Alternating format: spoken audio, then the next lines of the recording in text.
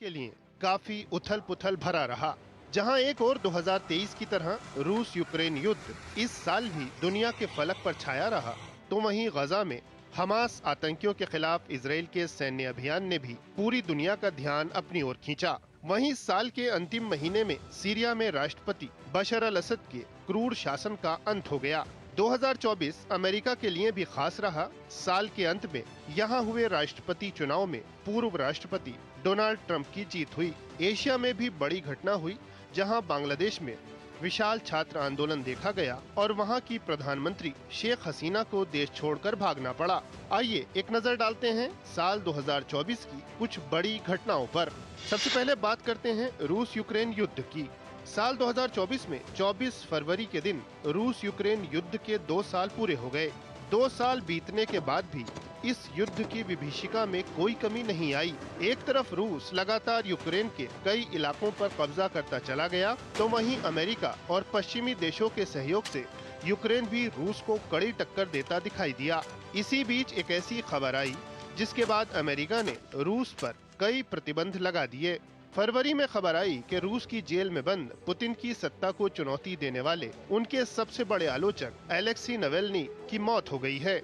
इस खबर के बाद व्हाइट हाउस की ओर से अमेरिका द्वारा पुतिन के सबसे कट्टर विपक्षी नेता अलेक्सी नवेल्नी की मौत के लिए रूस पर 500 से अधिक नए प्रतिबंधों की घोषणा की गई।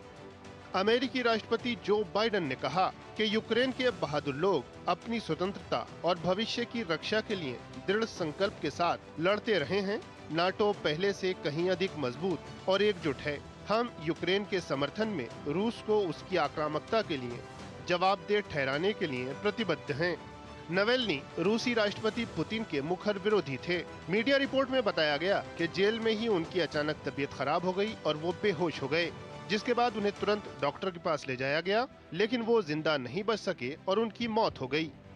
इसके बाद 18 मार्च को रूसी राष्ट्रपति व्लादिमीर पुतिन ने 87.97% वोट हासिल कर रूस के चुनाव में भारी जीत हासिल की। इससे रूसी राष्ट्रपति व्लादिमीर पुतिन का हौसला और बढ़ गया, जिसका असर रूसी सेना में भी देखा गया। युद्ध अनवरत चलता रहा, लेकिन इन सब के बीच युद्ध विराम और शांति की आवाज भी उठती रही। शांति और बातचीत की सबसे बड़ी वकालत भारत की ओर से हुई। 8 जुलाई को प्रधानमंत्री नरेंद्र मोदी मॉस्को पहुंचे। मौका था 22वें भारत रूस वार्षिक शिखर सम्मेलन का। यहाँ पुतिन से मुलाकात के दौरान पीएम मोदी ने कहा, यूक्रेन संघर्ष का समाधान युद्ध के मैदान में संभव नहीं है। बम, बंदूक और गोलियों के बीच शांति वार्ता सफल नहीं होती। पीएम मोदी ने न सिर्फ रूस की यात्रा की, बल्कि उन्होंने यूक्रेन की भी यात्रा की। 24 अगस्त को पीएम मोदी यूक्रेन पहुंचे। कीव में यूक्रेन के राष्ट्रपति वोलोदिमिर ज़ेलेंस्की से मुलाकात के दौरान पीएम मोदी ने कहा कि समाधान का रास्ता केवल बातचीत और कूटनीति के जरिए ही निकाला जा सकता है। हमें बिना समय बर्बाद किए इस दिशा में आगे बढ़ना चाहिए। दोनों पक्षों को इस संकट से बाहर निकलने के लिए एक साथ बैठना चाहिए। भारत के अलावा इस युद्ध को रोकने या शांति की कोशिश और वकालत कम ही हुई, क्योंकि दुनिया के बड़े और ताकतवर देश प्रत्यक्ष या परोक्ष रूप से कहीं न कहीं युद्ध में शामिल किसी एक पक्ष में शामिल हैं। युद्ध में एक नया मोड़ तब आया जब अमेरिका में राष्ट्रपति चुनाव हुए। चुनाव में डोनाल्ड ट्रंप की जीत हुई। अपने शासन के अंतिम दिनों में अमेरिकी राष्ट्रपति जो बाइडेन ने यूक्रेन को एंटी पर्सनल माइन उपलब्ध कराई और यूक्रेन को पश्चिमी देशों द्वारा दी गई लंबी दूरी की मिसाइलों से रूस के अंदर तक मार करने की अनुमति दे दी। यूक्रेन ने इन हथियारों का इस्तेमाल शुरू किया और रूस के अंदर तक मिसाइलों से हमले शुरू कर दिए। बदले में रूस ने अपनी न्यूक्लियर डॉक्ट्रिन में बदलाव किए और कहा कि अब रूस किसी गैर परमाणु शक्ति वाले देश पर भी परमाणु हथियार चला सकता है, यदि उस देश की मदद परमाणु शक्तियां कर रही हों। रूस ने यूक्रेन पर हाइपरसोनिक मिसाइल से हमला किया और ऐसे और हमलों की धमकी दी। इसके बाद से रूस यूक्रेन युद्ध जस का तस बना हुआ है। हालांकि जनवरी 2025 में अमेरिका में डोनाल्ड ट्रंप के राष्ट्रपति पद संभालने के बाद विशेषज्ञों का मानना है कि शांति की कोशिशें शुरू होंगी, क्योंकि ट्रंप शांति के हिमायती हैं और बाइडेन प्रशासन की तरह यूक्रेन को सैन्य और आर्थिक मदद देने के खिलाफ भी हैं। ऐसे में देखना होगा कि 2025 में ये युद्ध क्या करवट लेता है। इसके अलावा ये बात करते हैं साल की उस दूसरी घटना की जो 2023 के अंतिम महीनों में शुरू हुई, लेकिन 2024 में भी अंतर्राष्ट्रीय फलक पर छाई रही। हम बात कर रहे हैं इजराइल हमास संघर्ष की, जो पूरे साल दुनिया की चिंता का कारण बना रहा। 7 अक्टूबर 2023 को हमास आतंकियों ने इजराइल पर हमला किया, जिसमें लगभग 1200 लोग मारे गए और 250 से अधिक बंधक बना लिए गए। इसके बाद इजराइल के बदले की कार्रवाई शुरू हुई, जो पूरे 2024 के दौरान जारी रही। इजराइल ने पूरी गाजा पट्टी में हमास के कार्यकर्ताओं और आतंकियों को खोज कर मारना शुरू कर दिया। इजराइल ने न सिर्फ गाजा में हवाई हमले किए, बल्कि गाजा के साथ साथ वेस्ट बैंक के इलाकों में भी जमीनी सैन्य अभियान चलाया। इन सब के बीच इजराइल ने हमास के नेतृत्व को खत्म करना शुरू कर दिया। जुलाई 2024 में ईरान की राजधानी तेहरान की यात्रा के दौरान एक विस्फोट में हमास के मुखिया इस्माइल हानिया की हत्या कर दी गई। उसकी जगह याह्या सिनवार को हमास का नेता नियुक्त किया गया।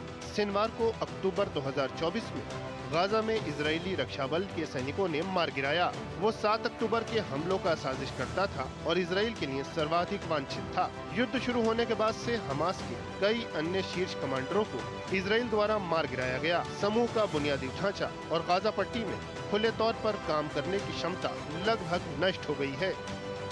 2024 का अंत आते आते इजराइल ने हमास को काफी नुकसान पहुंचाया। इस संघर्ष के कारण हजारों फिलिस्तीनियों को अपनी जान गंवानी पड़ी। हमास द्वारा संचालित स्वास्थ्य मंत्रालय के अनुसार गाजा में 41,600 से अधिक लोग, जिनमें से नागरिक, महिलाएं और बच्चे शामिल हैं, लड़ाई में मारे गए हैं। संयुक्त राष्ट्र का कहना है कि 2.3 मिलियन की अधिकांश आबादी को अपने घरों से निकलने पर मजबूर होना पड़ा है तथा खाद्य असुरक्षा विनाशकारी स्तर पर पहुंच गई है। ये संघर्ष अभी भी जारी है। युद्ध विराम की कोशिशें चल रही हैं, जो अब तक पूरी तरह कामयाब नहीं हो पाई हैं। इजराइल को न सिर्फ हमास से चुनौती मिल रही थी, बल्कि हमास के समर्थन में लेबनान से हिजबुल्ला और यमन से हूती विद्रोही भी इजराइल पर हमले कर रहे थे। इजराइल 2023 के अंतिम महीनों से ही लगातार इनका जवाब भी दे रहा था। हमास, हिजबुल्ला और दूसरे संगठनों को ईरान का समर्थन भी हासिल था। परिणाम स्वरूप इजराइल ने हिजबुल्ला के खिलाफ भी पूरी तरह से मोर्चा खोल दिया। 17 सितंबर 2024 को लेबनान में हिजबुल्ला के कार्यकर्ताओं के हजारों पेजरों में विस्फोट हुआ, जिसमें 3 नागरिकों सहित कम से कम 11 लोग मारे गए और लगभग 2,750 घायल हुए। इसके पीछे इजराइल का हाथ था। हालांकि इजराइल ने इसे आधिकारिक तौर पर स्वीकार नहीं किया। सितंबर के दूसरे सप्ताह में इजराइल ने लेबनान में हिजबुल्ला के ठिकानों पर हवाई हमले शुरू कर दिए। दक्षिणी लेबनान के सीमावर्ती इलाकों में इजरायली सेना ने भी कार्रवाई शुरू कर दी। कई दिनों तक चले इस संघर्ष में हिजबुल्ला को भारी नुकसान हुआ। 27 सितंबर को हिजबुल्ला का नेता हसन नसरुल्ला बैरूत में आवासीय भवन पर इजरायली हवाई हमले में मारा गया। वहीं दक्षिणी उपनगर दाहिया पर बड़े पैमाने पर हवाई हमले में हिजबुल्ला के दक्षिणी मोर्चे के कमांडर अली कारकी और अन्य हिजबुल्ला कमांडर भी ढेर हो गए। ये संघर्ष 26 नवंबर तक चलता रहा और फिर अमेरिका और फ्रांस की मध्यस्थता में दोनों पक्षों के बीच संघर्ष विराम लागू हुआ, जो अभी भी जारी है। हालांकि स्थिति तनावपूर्ण बनी हुई है। ईरान और इजराइल के बीच भी इस दौरान तनाव देखा गया। हमास, हूती और हिजबुल्ला को ईरान से मदद मिलती थी। 1 अप्रैल को इजराइल ने दमिश्क में ईरानी वाणिज्य दूतावास पर बमबारी की, तो ईरान ने हमास और हिजबुल्ला नेताओं की हत्या का बदला लेने के लिए 1 अक्टूबर को इजराइल पर बैलिस्टिक मिसाइलों से हमला कर दिया। इसके जवाब में 26 अक्टूबर को इजराइल ने ईरान पर हवाई हमले किए। इन हमलों में किसी पक्ष को बड़ा नुकसान नहीं हुआ, लेकिन दोनों पक्षों में तनातनी अभी भी बनी हुई है और ईरान ने उस पर हुए हमले का बदला लेने की बात कही है। इस साल की एक बड़ी घटना अमेरिका में चुनाव भी रहे। अमेरिका में 2024 के अधिकतम महीनों में चले चुनाव प्रचार के बाद 5 नवंबर को राष्ट्रपति चुनाव के लिए मतदान हुआ। अमेरिका में अगले 4 साल किसका शासन चलेगा, यानी दुनिया के सबसे शक्तिशाली देश का राष्ट्रपति कौन होगा, ये तय हो गया। रिपब्लिकन पार्टी के उम्मीदवार और पूर्व राष्ट्रपति डोनाल्ड ट्रंप ने चुनाव जीत लिया। वो 20 जनवरी 2025 को राष्ट्रपति पद की शपथ लेंगे। ये चुनाव कई मामलों में अहम रहा। कई कानूनी मामलों को झेल रहे ट्रंप ने जहां डेमोक्रेटिक पार्टी की उम्मीदवार और उपराष्ट्रपति कमला हैरिस को मात दी, तो वहीं इन चुनाव के लिए हो रहे प्रचार के दौरान ट्रंप पर जानलेवा हमला भी हुआ। अमेरिका में रह रहे अवैध अप्रवासियों, दूसरे देशों से आयात पर ज्यादा कर वसूलने और रूस यूक्रेन युद्ध को लेकर बाइडेन प्रशासन से अलग विचार रखने वाले डोनाल्ड ट्रंप की जीत के बाद दुनिया में चल रहे घटनाक्रमों पर 2025 में बड़ा प्रभाव पड़ने की संभावना जताई जा रही है।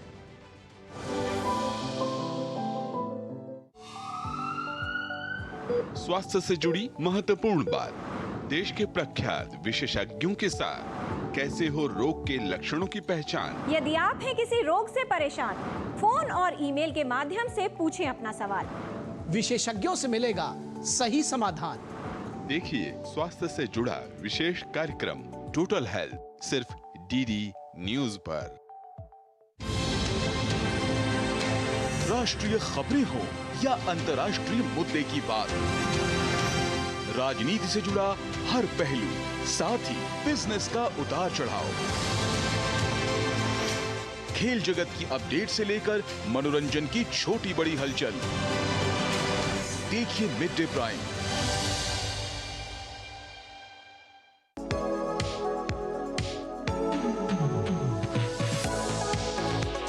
नई सुबह नई शुरुआत डीडी न्यूज के पावर पैक शो के साथ राजनीति, कारोबार और होगी सुर्खियों पर भी चर्चा।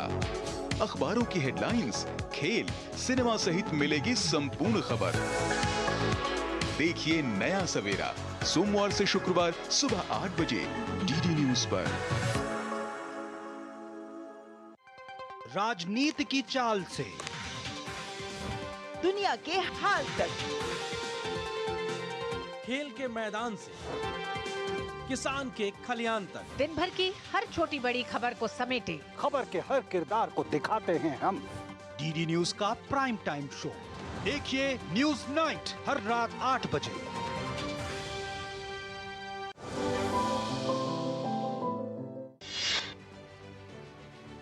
बांग्लादेश में सरकारी नौकरियों में आरक्षण को लेकर आंदोलन शुरू हो गया।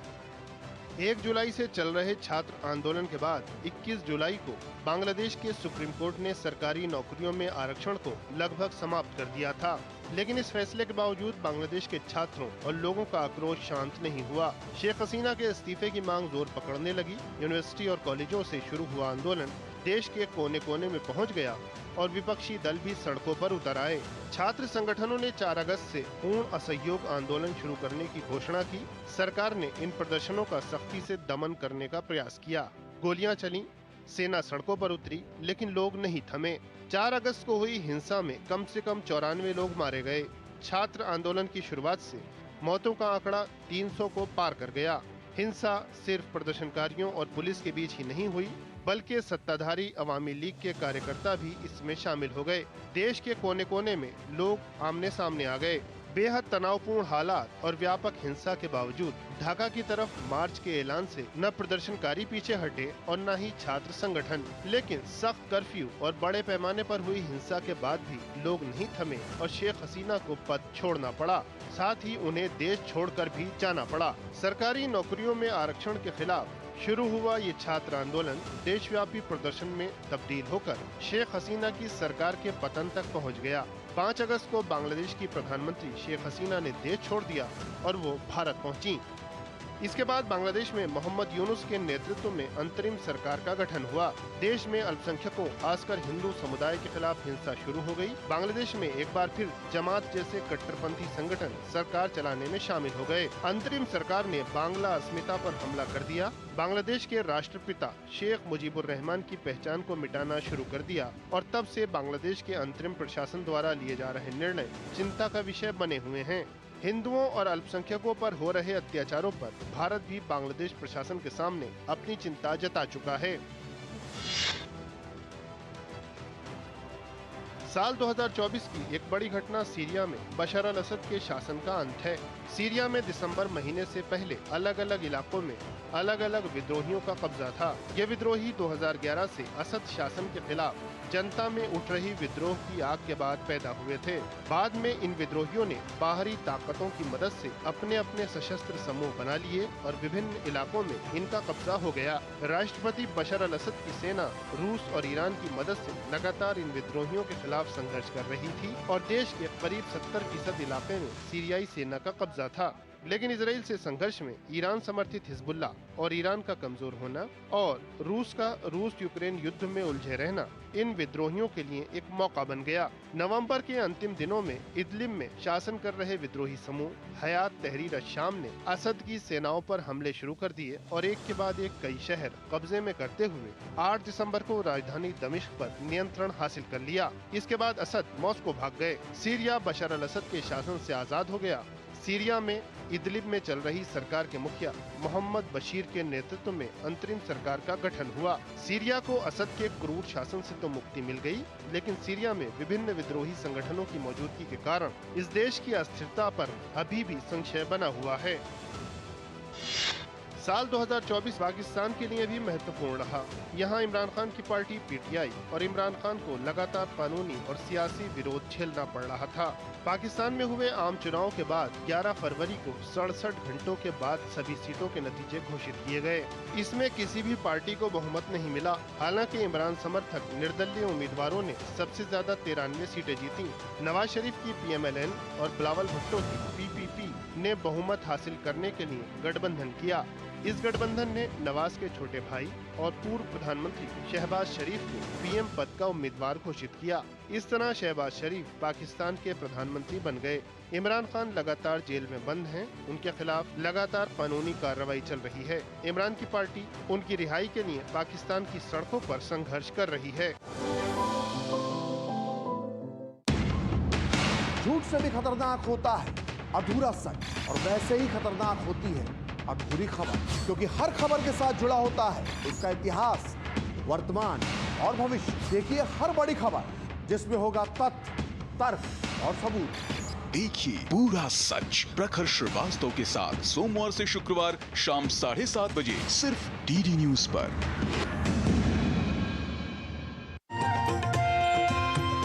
नए दिन की करें शुरुआत भारतीय ज्ञान परंपरा, संस्कृत और स्वास्थ्य के साथ। स्वास्थ्य में उपयोगी आयुष पद्धतियों का विज्ञान, संस्कृति, कला, योग का अद्भुत ज्ञान। देखिए विशेष कार्यक्रम सुप्रभातम DD न्यूज पर।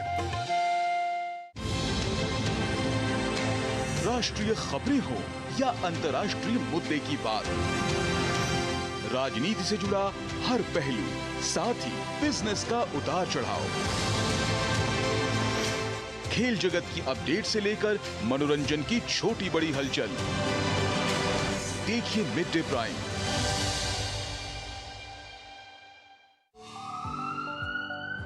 स्वास्थ्य से जुड़ी महत्वपूर्ण बात, देश के प्रख्यात विशेषज्ञों के साथ कैसे हो रोग के लक्षणों की पहचान। यदि आप हैं किसी रोग से परेशान, फोन और ईमेल के माध्यम से पूछें अपना सवाल।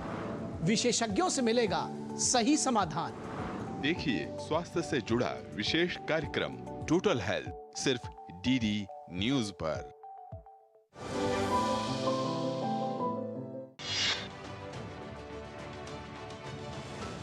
ईरान के राष्ट्रपति इब्राहिम रईसी की 19 मई 2024 को हेलीकॉप्टर दुर्घटना में मौत हो गई। राष्ट्रपति रईसी के साथ हेलीकॉप्टर में ईरान के विदेश मंत्री भी सवार थे। उनकी भी हादसे में मौत हुई। राष्ट्रपति रईसी अजरबैजान में किसकलासी और खुदाफरिन बांध का उद्घाटन करने गए थे। इस उद्घाटन के बाद रईसी तबरेज शहर की ओर जा रहे थे। तबरेज ईरान के पूर्वी अजरबैजान प्रांत की राजधानी है। इसी दौरान रास्ते में हेलीकॉप्टर दुर्घटना का शिकार हो गया। इसके बाद एक लंबी प्रक्रिया के बाद 6 जुलाई को सुधारवादी और उदारवादी नेता मसूद पेजेश्कियान को ईरान का नया राष्ट्रपति चुना गया। ईरान के आंतरिक मंत्रालय ने उन्हें 6 जुलाई 2024 को प्रतिद्वंदी सईद जलीली के खिलाफ राष्ट्रपति पद के लिए विजेता घोषित किया। 22 सितंबर को श्रीलंका में अनुरा कुमारा दिसानायके ने राष्ट्रपति का चुनाव जीत लिया। दिसानायके का श्रीलंका में पिछली सरकारों के खिलाफ हुए विद्रोहों में बड़ा योगदान रहा है। 55 साल के Dissanayake national people's power NPP गठबंधन के प्रमुख हैं। विपक्षी नेता साजिद प्रेमदासा दूसरे स्थान पर रहे, जबकि निवर्तमान राष्ट्रपति रनिल विक्रमसिंघे तीसरे स्थान पर।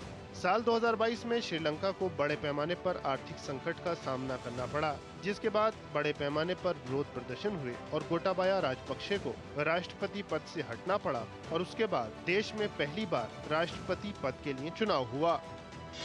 4 जुलाई को ब्रिटेन में हुए चुनाव में लेबर पार्टी विजयी रही और कियर स्टारमर प्रधानमंत्री बने। ब्रिटेन में 14 सालों बाद लेबर पार्टी सत्ता में लौटी है। लेबर पार्टी ने इन चुनावों में ऋषि सुनक की कंजर्वेटिव पार्टी को हरा दिया।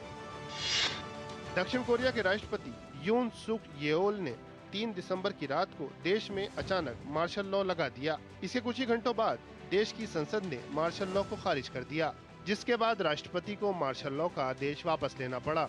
लेकिन राष्ट्रपति के खिलाफ जनता और विपक्ष आक्रोशित हो गया। राष्ट्रपति के प्रशासन के कई नेताओं को हिरासत में ले लिया गया और राष्ट्रपति के खिलाफ महाभियोग लाया गया। एक बार महाभियोग प्रस्ताव खारिज होने के बाद फिर महाभियोग लाया गया। राष्ट्रपति की पार्टी के सदस्यों के भी विरोध में होने के कारण महाभियोग पास हो गया और देश में राष्ट्रपति पद की शक्तियां प्रधानमंत्री को दे दी गयीं। अब राष्ट्रपति का मामला संवैधानिक अदालत में चला गया है, जहां से मंजूरी मिलने के बाद उन्हें पद से हटाने के पश्चात अगले राष्ट्रपति का चुनाव कराया जाएगा। इस तरह साल 2024 काफी महत्वपूर्ण रहा, लेकिन जहां तक यूरोप और पश्चिम एशिया में हो रहे संघर्षों की बात है तो देखना काफी महत्वपूर्ण है कि 2025 में इन इलाकों में शांति स्थापित हो सकेगी या नहीं। वहीं राजनीतिक घटनाक्रमों की ओर ध्यान दें तो अमेरिका में हुए राष्ट्रपति चुनाव के बाद ये देखना काफी महत्वपूर्ण होगा कि ट्रंप का राष्ट्रपति पद पर एक बार फिर काबिज होना अमेरिका और अमेरिका के बाहर किस तरह असर डालेगा।